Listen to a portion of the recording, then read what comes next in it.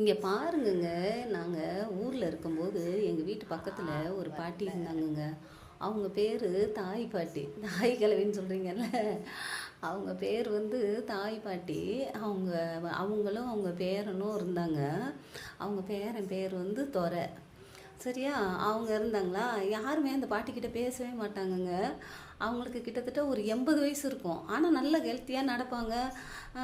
வெளியில் போயிட்டு வருவாங்க, எங்கேயாவது காட்டுக்கு அந்த மாதிரி. கடைக்கெலாம் போக தெரியாது, காட்டுக்கு அந்த மாதிரி போயிட்டு வருவாங்கன்னு வச்சுக்கோங்க. வேலைக்கு போக மாட்டாங்க, சும்மா போயிட்டு வருவாங்க. அவங்க பேரை என்ன பண்ணுவாங்கன்னா வாத்தியார். அவங்க போயிட்டு வரும்போது அவங்க பாட்டியை குழந்த மாதிரி பார்த்துக்குருவாங்கங்க. அந்த பாட்டி வந்து கிறிஸ்டின்னு. 24 மணி நேரம் பாட்டு பாடிக்கிட்டே இருப்பாங்க, பேசிக்கிட்டே இருப்பாங்க, ஏதாவது தனியாகவே பேசுவாங்க. அப்போ நாங்கள் அந்த வீட்டுக்கு போனோமா, பக்கத்து வீட்டுக்கு. அப்போ வந்து உடனே எனக்கு அந்த என் பையன் இருந்தான். எப்போவும் எனக்கு வேலை இருக்கும்ல, அப்போ யாரா பார்த்துக்குருவாங்கன்னு போது அந்த பாட்டி வந்து என் பையனை தூக்கி தூக்கி வச்சுக்குவாங்க. தூக்கி வச்சுக்கிட்டு ஒரு வார்த்தை சொல்லுவாங்கங்க. உடனே என்ன சொல்லுவாங்கன்னா, நீ துரை மாதிரி இருக்க, துரை மாதிரி இருக்க அப்படி சொல்லுவாங்கங்க. உடனே சீமத்தோரை மாரி இருக்க அப்படின்னுவாங்க. எனக்கு உடனே அவங்க பேரன் சின்ன வயசில் அப்படி இருந்திருப்பாங்க அவளுக்கு, அதனால் சொல்கிறாங்க அவளுக்கு அப்படின்னு சொல்லிட்டு நான் கண்டுக்கவே இல்லைங்க. அவங்க சொல்லுவாங்க, நான் செத்து போயிட்டா கூட ஒரு நாள் பாரு உன் பையனை எப்படி இருப்பான் பாரு அப்படின்னுவாங்க. யாருமே ஏன் இவங்கக்கிட்ட பேச மாட்டேன்றாங்கன்ட்டு அப்புறம் அவங்க பேரங்கிட்ட கேட்டால், பாட்டி சொன்னதையே திருப்பி திருப்பி சொல்லுவாங்க, அதனால் யாரும் பேச மாட்டாங்க அப்படின்னு சொல்லுவாங்க. அந்த அண்ணன் பாப்பான்னு தான் கூப்பிடுவாங்க என்னைய.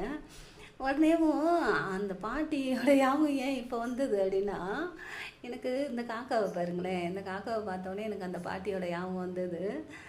உடனே காக்காவை பார்த்தா எப்படி பாட்டியோட ஞாபகம் வரும் அப்படின்னு தானே கேட்குறீங்க. என் பையனை தூக்கி வச்சுக்கிட்டு அவங்க ஒரு பாட்டு பாடுவாங்கங்க. அப்போவே 80 வயசுனா பார்த்துக்கோங்க, 30 வருஷத்துக்கு முன்னாடி. இப்போ இருந்திருக்க மாட்டாங்க, இருக்காங்களா இல்லையான்னு தெரியாது, அது எப்படி இருப்பாங்க. அப்போவே 80 வயசு. அவங்க ஒரு பாட்டு பாடுவாங்கங்க காக்காவை பற்றி. அவங்க ஸ்கூலில் படிக்கும்போது அவங்க வீட்டில் எல்லாருமே வாத்தியாராம். அந்த பாட்டியோட அப்பா, அம்மா, அண்ணன், தம்பி எல்லாருமே. அவங்க ஊரில் என்ன பண்ணுவாங்கன்னா, அது கிராமம் தானே, வாத்தியார் குடும்பம் வாத்தியார் குடும்பம் அப்படின்னு சொல்லுவாங்கங்க. அவங்க பரம்பரையாக கிறிஸ்டின்னு. அப்போ நமக்கு இயேசுப்பா பற்றியோ கத்தரை பற்றியோ எதுவும் தெரியாதுன்னு வச்சுக்கோங்களேன். அந்த பாட்டியும் சுவிசேஷம்லாம் சொல்ல மாட்டாங்க. நம்ம எப்போவாவது கொஞ்சம் வேதனையாக இருந்தோன்னு வச்சுக்கோங்களேன், ஏன் பாப்பா உம்முன்னு இருக்க அப்படின்னுவாங்க. ஒன்றும் இல்லைம்மா அப்படின்ட்டு நான் பாட்டுக்கு இருப்பேன். ஒன்றும் இல்லை பாட்டி அப்படின்வானா, என்கிட்ட சொல்ல மாட்டியான்னுவாங்க. இல்லைன்னொடனே ஒரு சாபீஸ் எடுத்து ஒரு கோடு போடுவாங்கங்க. இது என்ன என்ன இவ்வளோ பெரிய கோடு போட்டிருக்கீங்கன்னு. அது பக்கத்தில் இல்லை, இன்னொரு கோடு போடுவாங்க, அதை விட கொஞ்சம் பெருசாக. உடனே நான் சொல்லுவேன், என்ன அப்படின்னுவேனா, பார்த்தியா இந்த கோடு பார்க்கும்போது முதல்ல சின்னதாக இருந்ததா, பெருசாக தெரிஞ்சது உனக்கு. அது பக்கத்தில் அதை விட பெரிய கோடு போட்டேன்னா, அப்போ இதை விட இது பெருசாக தெரியுது பார்த்தியா. அப்படி தான் கஷ்டமும். இன்றைக்கி இது பார்த்தா ஐயோ அப்படின்ற மாரி இருக்கும், அதை விட இன்னொன்று பார்த்தா ஐயோன்ற மாரி இருக்கும். எதை பற்றியும் கவலைப்படக்கூடாது அப்படின்னு எனக்கு நிறைய சொல்லுவாங்கங்க. இப்போ அந்த காக்காவை பார்த்தோன்னே ஏன் எனக்கு ஞாபகம் வந்ததுன்னா, அவங்க ஒரு பாட்டு என் பையனை தூக்கி வச்சுட்டு பாடுவாங்க. இவனுக்கு ஒரு 6 மாதம் இருக்கும். அப்போ தூக்கி வச்சுக்கிட்டு பாடுவாங்கங்க. அந்த காக்கா பாட்டு சொல்லுவாங்கல்ல, தண்ணி குடிக்கும் அப்படின்னு சொல்லிட்டு, தாகத்தோடு இருக்கும், பானையில் தண்ணி இருந்ததுன்னு சொல்லுவாங்கள்ல, அந்த பாட்டு தான்.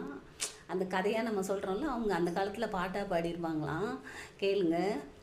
காகம் ஒன்று தாகத்தினால் சோகமாக வாடி, கண்டதையா கூடம் ஒன்றை களைப்புணனே நாடி. காகம் ஒன்று தாகத்தினால் சோகமாக வாடி, கண்டதையா கூடம் ஒன்றை களைப்புடனே நாடி. அடியில் தண்ணீர் இருந்ததனால் ஆலோசித்து நிற்க, மூக்குனால கல் எடுத்து வந்து போட்டுச்சுன்ட்டு அந்த பாட்டி முழுசாக அந்த பாட்டை பாடுவாங்கங்க. எனக்கு சரியாக ஞாபகம் இல்லை. அதுதான் எனக்கு இந்த காக்காவை பார்த்தோன்னே அந்த பாட்டியோட ஞாபகம் வந்தது. அவங்க அப்போ சொல்லுவாங்க, சீமத்தோரைன்னா என்னன்னு கேட்டால், அவங்க சின்ன வயசாக இருக்கும்போது வெளிநாட்டில் இருந்து வெள்ளைக்காரங்க வருவாங்களாம் அந்த ஊருக்கு. அப்போ அவங்க சொல்லுவாங்க, அவங்க கிறிஸ்டின் தானே, சர்ச்சுக்கெலாம் வருவாங்களாம், அந்த மாதிரி சொல்லுவாங்க.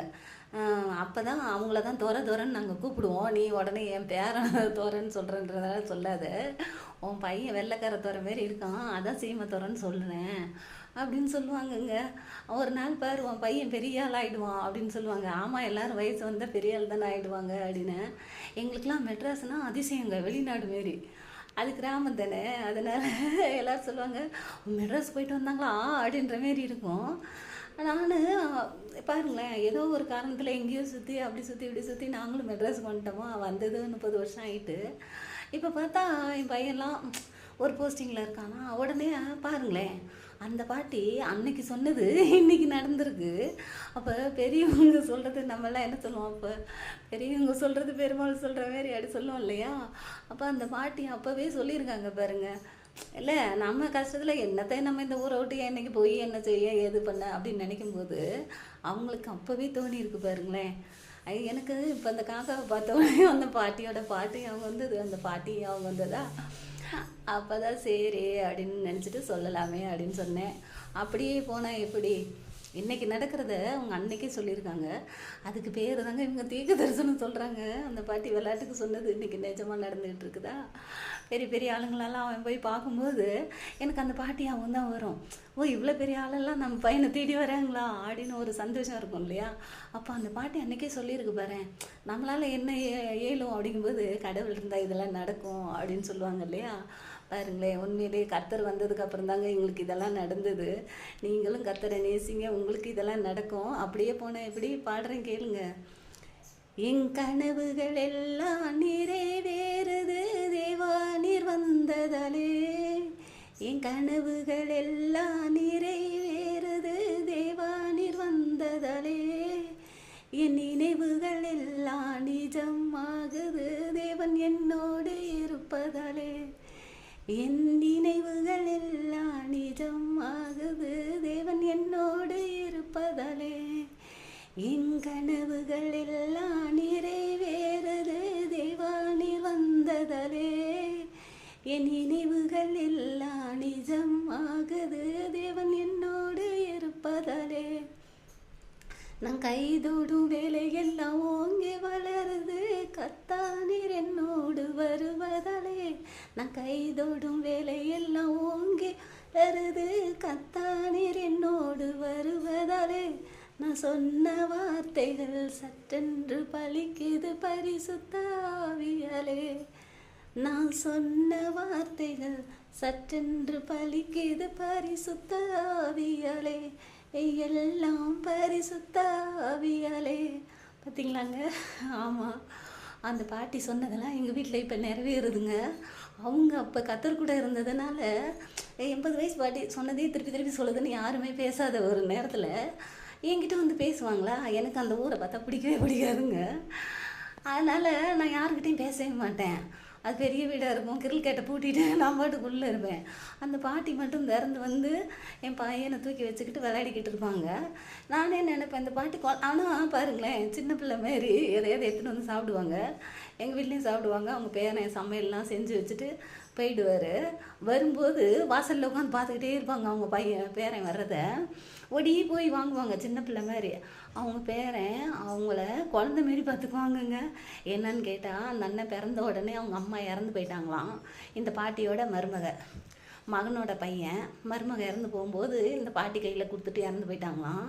அப்போ யாருமே அந்த பையனை பார்க்காத போது அந்த பாட்டி குழந்தை தூக்கி வளர்த்ததுனால இப்போது அந்த அண்ணன் இந்த பாட்டியை வளர்த்துக்கிட்டு இருக்காங்க. இப்போ இல்லைங்க, 30 வருஷத்துக்கு முன்னாடி நடந்த கதையை சொல்லிகிட்டு இருக்கேன்.